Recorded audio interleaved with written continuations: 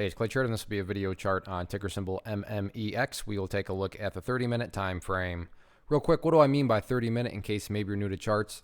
Instead of each one of these candlesticks here representing 1 day's worth of price action, which is what you would normally see, each one represents 30 minutes. While this here may look like several days worth of time, it's actually just today's price action broken down into 30-minute time slices.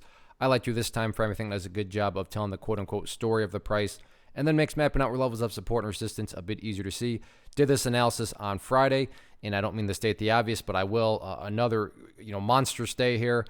So a whole lot of updates here need to be made. First thing I'm going to do is I'm going to use these green lines for levels of support. Sure, they still pertain down here, but from a presentation standpoint and not wanting a million lines everywhere, I want to try to keep this as clean as possible. So like I said, I'll just use these green lines for more of the nearer term levels of support.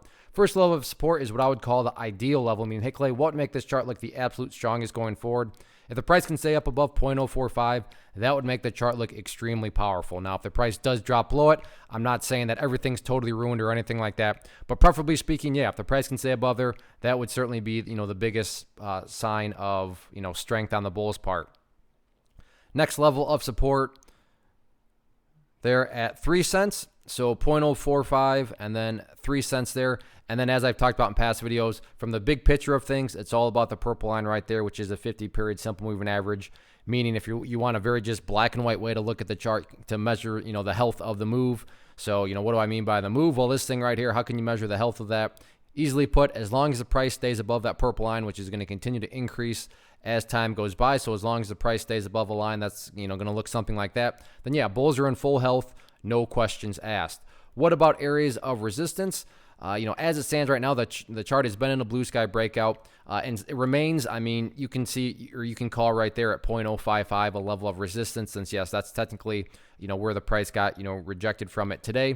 But as far as past history levels or anything like that, the chart is in essentially uncharted territory, so which makes it the blue sky breakout. So if you're looking for something to kind of gauge the strength of any sort of moves, 0.055 is where some seller stepped in today to knock the price down.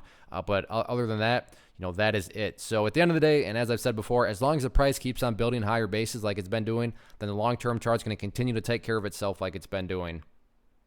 One of the most popular questions I get is, hey Clay, how do you find the stocks that you trade? So what I've done is put together this free resource guide where I talk about the tools that I use to locate stocks that I find interesting and think may have potential.